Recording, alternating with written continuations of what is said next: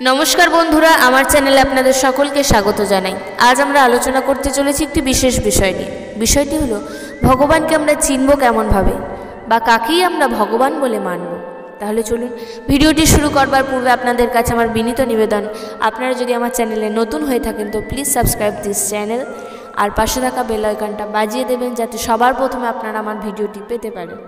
আর আমার ভিডিও যদি আপনাদের ভালো লেগে থাকে তাহলে প্লিজ একটা লাইক করবেন আর বন্ধুদের মাধ্যমে শেয়ার করবেন যাতে ওনারাও আমার ভিডিওটির মাধ্যমে উপকৃত হতে পারেন।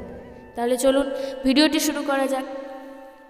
আজ আমরা জানব ভগবান কে, কিন্তু সেটা জানার পূর্বে সর্বপ্রথমে আমাদের জানা প্রয়োজন ভগবান শব্দটির অর্থ কী।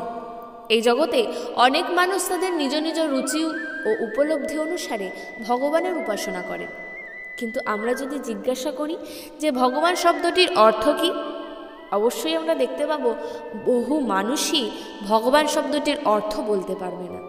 কিন্তু আমাদের অজ্ঞতা দূর করবার জন্য শিল পরাশর মুনি এই ভগবান শব্দটির সংজ্ঞা বর্ণনা করেছেন।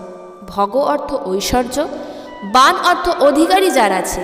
ঠিক যেভাবে যার সুন্দর রূপ আছে তাকে আমরা বলি রূপবান, যার ধন আছে তাকে আমরা বলি ধনবান, যার শক্তি আছে তাকে আমরা বলি শক্তিমান, ঠিক তদ্রূপ যিনি সমস্ত ঐশ্বর্যের অধিকারী তাকেই বলে ভগবান। শিল পরাশর মুনি ভগবান শব্দের সংজ্ঞা নির্ণয় করতে গিয়ে বলেছেন, যার মধ্যেই 6টি গুণ, অর্থাৎ সমস্ত ঐশ্বর্য, সমস্ত বীর্য, সমস্ত যশ, সমস্ত শ্রী, সমস্ত জ্ঞান এবং সমস্ত বৈরাগ্য। এই জগতে সেই একমাত্র বড় হতে পারে যার মধ্যে এই 6টি গুণ পূর্ণ মাত্রায় রয়েছে। আর এই 6টি গুণ যার মধ্যে পূর্ণ মাত্রায় থাকবে তিনিই হলেন ভগবান। এই জগতে কেউ বড় ধনী হতে পারেন, কিন্তু তিনি দাবি করতে পারবেন না যে আমি সমস্ত ধনের মালিক।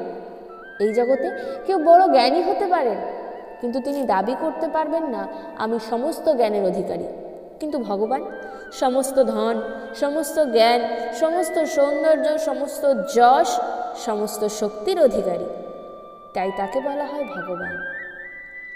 ভগবদ গীতাতে ভগবান শ্রীকৃষ্ণ বর্ণনা করেছেন, আমি সমস্ত কিছুর উৎস ও সব কিছু আমার কাছ থেকেই উৎপত্তি হয়েছে। অর্থাৎ ভগবান হচ্ছেন সব কিছুর স্রষ্টা, সব কিছু পালন যেমন তিনিই করেন, আবার সংহারও কিন্তু তিনিই করতে পারেন। এভাবে ভগবানের সর্বশক্তিমত্তা সম্পর্কে শাস্ত্রে বর্ণনা করা হয়েছে। ভগবানকে কেউ কেউ বলে ঈশ্বর, তাই ঈশ্বর শব্দটির অর্থ আমাদের জেনে রাখা প্রয়োজন। শাস্ত্র বা শব্দকোষ অনুসারে ঈশ্বর শব্দের অর্থ হল নিয়ন্ত্রণ বা নিয়ন্ত্রণকর্তা, অর্থাৎ যিনি নিয়ন্ত্রণ করেন। এই জগতে প্রতিটি জীবের সীমিতভাবে নিয়ন্ত্রণ করার ক্ষমতা রয়েছে, তাই তারা নিজেকে ঈশ্বর বলে মনে করেন। দেবতাদেরকে ঈশ্বর বলে গ্রহণ করা যেতে পারে, যেহেতু তারা এই ব্রহ্মাণ্ডের কোনো না কোনো কার্যের নিয়ন্ত্রণ করে থাকেন। কিন্তু এই ঈশ্বরদের যিনি নিয়ন্ত্রণ করেন সেই পরমেশ্বরকে জানাই হচ্ছে জীবনের লক্ষ্য। পরম ব্রহ্ম বা পরম ঈশ্বর সমস্ত ঈশ্বরকে নিয়ন্ত্রণ করে থাকেন। ভগবান শব্দটি যেভাবে সমাজে যেমন খুশি ব্যবহার করা হচ্ছে সেভাবে কিন্তু ব্যবহার করা উচিত নয়। বর্তমান সমাজে যে কোনো সাধারণ যোগসিদ্ধি লাভ করা ব্যক্তির প্রতি এই শব্দটি ব্যবহার করা হয়, এটি হচ্ছে অশাস্ত্রীয়।